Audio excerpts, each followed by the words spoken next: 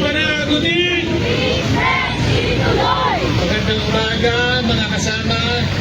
Maganda ba ang umaga nyo? Siyempre hindi. Lahat tayo galit. Galit ba kayo?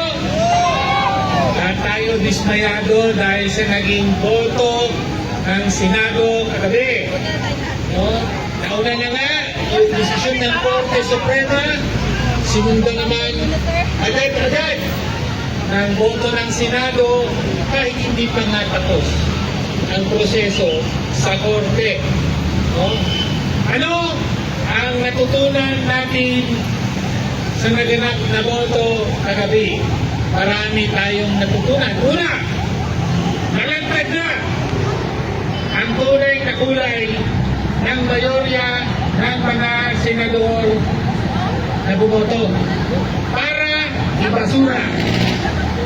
Tinago pa sa katawagang archive ang articles of impeachment. Nagaling mismo sa bibig ng Senate President para sa kanya, pamumulitika lang daw yung impeachment. Ginagamit lang daw ang issue ng mga kaaway niya. Pinapatungkulan ang Speaker ng House of Representatives. No? Ano ibig sabihin nito? Wala nang pagpapanggap ang Senate President at mga senador. Kung dati sabi nila, impartial kami. No? Mga senator judges kami, hindi kami magko-comment sa issue ng confidential funds. No? Sa articles of impeachment. Ngayon, malinaw na para sa kanila, walang kwenta ang impeachment complaint. Walang katuturan ito. No? Kaya, pagprotektahan nila si Sara Duterte. Wala bang saysay ang 612.5 million na confidential fund na hindi maipaliwanag ng Vice Presidente kung saan ginastos? Wala bang saysay yun? Wala ba? Wala yata eh. Meron. Siyempre meron. No? Kailangan ang bawat piso ng budget, pondo yan ng taong bayan sa mga magkatawa, sa mga guro na lamang. Kung tapos ang sweldo, tapos ang mga classroom, tapos ang serbisyong pangkalusugan, hindi pwedeng ang pondo ay ibigay kay Mary Grace Piacos. No? So, malinaw na po, Preventrad, ang Senado boboto para patayin ng impeachment, pagtakpan ang vice at protektahan ang Vice Presidente laban sa pananagutan. Ngunit, siguro, ang pinakamahalagang aral mula sa pangyayari kagabi. Wala sa Boss Bentoy. Itong tanong, Malayo daw. maasahan pa ba ang mga institusyon ng gobyerno para makamit ng taong bayan ang hustisya? Maasahan pa ba ito? Tumakbo sa Korte Suprema, unconstitutional daw.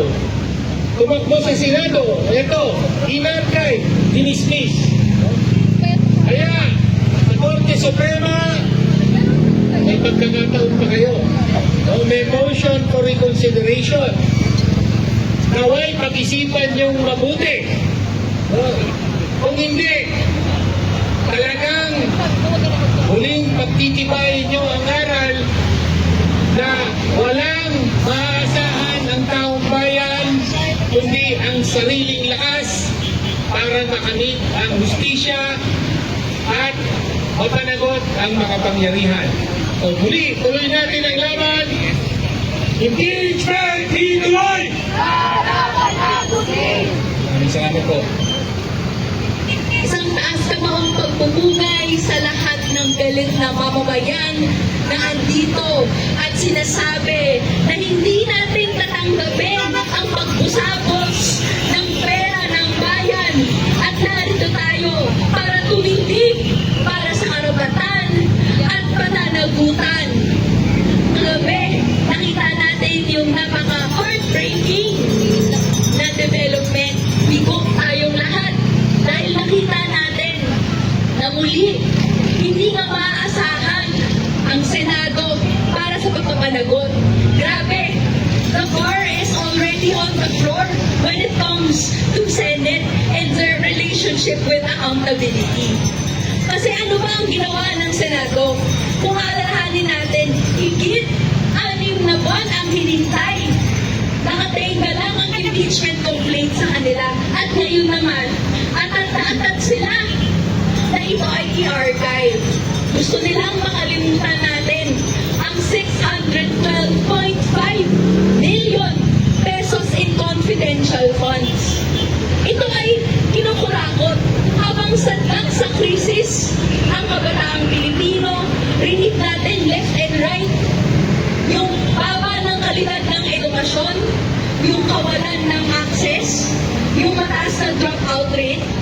Pero kaysa sagutin kung nasaan yung pera nito, nasaan na napunta sa pagpapaaral ng kabataan. O kaya naman sa ibang ahensya, what if nasa ospital ko napunta? What if sa pangkalusugan?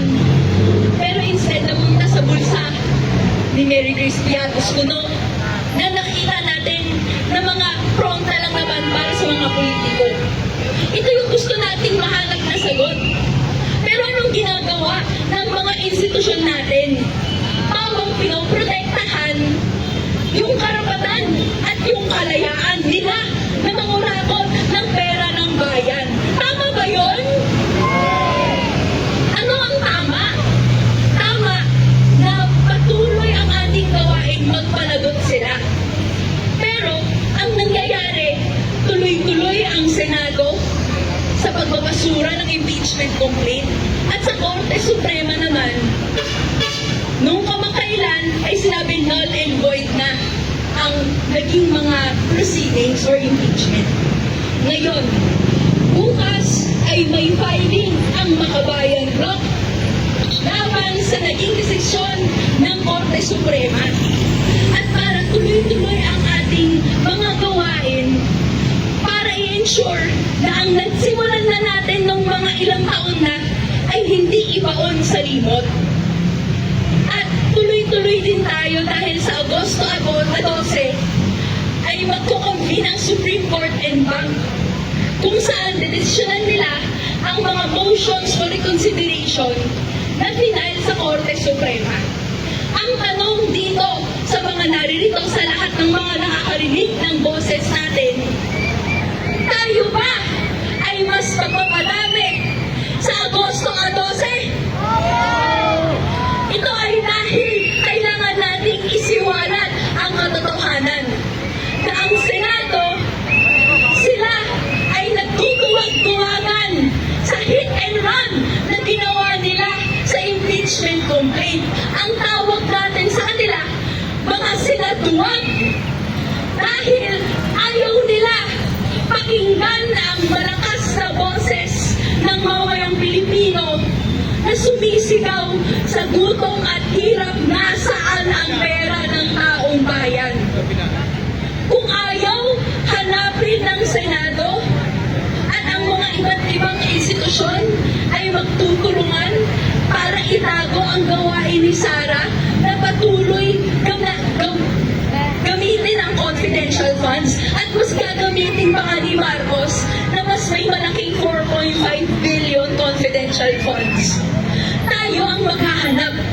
Tayo ang magtarambong sa napakaraming institusyon na ito ang galit natin at hindi natin tatanggapin na itatago lang nila ang dapat na serbisyong nakukuha natin.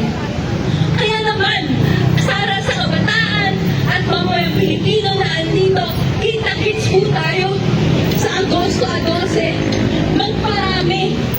Dalhin natin ang ating mga kaibigan, mga kapamilya, na lahat ay dapat nagkakaisa na hindi natatanggapin yung pagtatago at pagtatago sa pananagutan na dapat nakakamit natin. Tuloy-tuloy lang tayo hanggang makamit ang impeachment ni Sara Duterte at makawala na sa sistemang ito na patuloy na nagpoprotektahan lang ang isa't isa. So kayo